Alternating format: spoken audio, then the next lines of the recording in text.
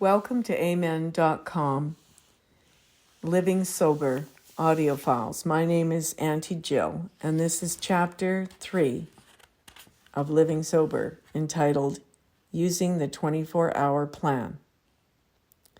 In our drinking days, we often had such bad times that we swore never again. We took pledges for as long as a year, or promised someone we would not touch the stuff for 3 weeks or 3 months. And of course, we tried going on the wagon for various periods of time. We were absolutely sincere when we voiced those declarations through gritted teeth. With all our hearts, we wanted never to be drunk again. We were determined. We swore off drink altogether, intending to stay off alcohol well into some indefinite future.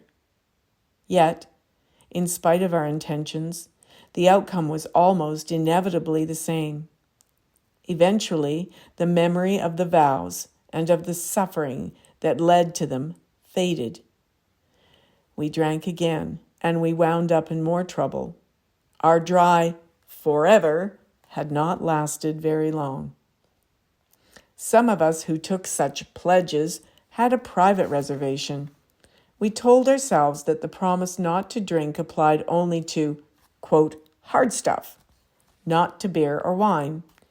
In that way, we learned, if we did not already know it, that beer and wine could get us drunk too.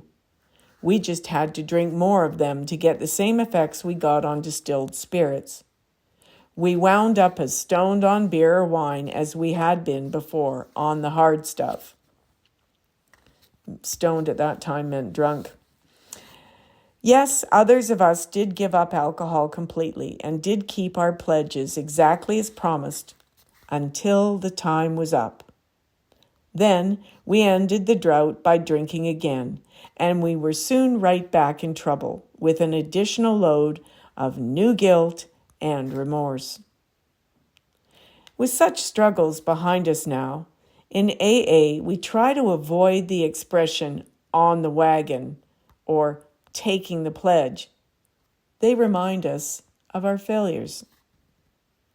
Although we realize that alcoholism is a permanent, irreversible condition, our experience has taught us to make no long-term promises about staying sober. We have found it more realistic and more successful to say, I am not taking a drink just for today. Even if we drank yesterday, we can plan not to drink today. We may drink tomorrow. Who knows whether we'll even be alive then? But for this 24 hours, we decide not to drink. No matter what the temptation or provocation, we determine to go to any extremes necessary to avoid a drink today. Our friends and families are understandably weary of hearing us vow, this time I really mean it, only to see us lurch home loaded.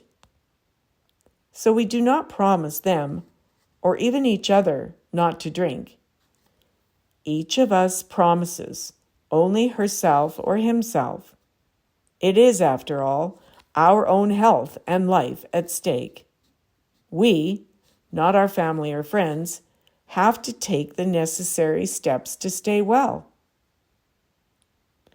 If the desire to drink is really strong, many of us chop the 24 hours down into even smaller parts. We decide not to drink for, say, at least 1 hour. We can endure the temporary discomfort of not drinking for just 1 more hour. Then 1 more, and so on.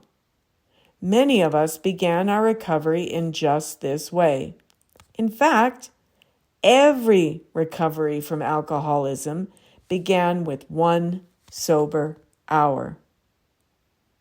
One version of this is simply postponing the next drink. How about it? Are you still sitting there sipping soda?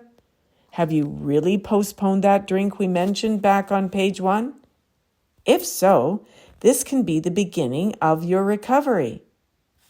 The next drink will be available later, but right now, we postpone taking it, at least for the present day or moment. Say this for the rest of the page. The 24-hour plan is very flexible. We can start it afresh at any time, wherever we are. At home, at work, in a bar, or in a hospital room, at 4 p.m. or at 1 a.m. We can decide right then not to take a drink during the forthcoming 24 hours or 5 minutes.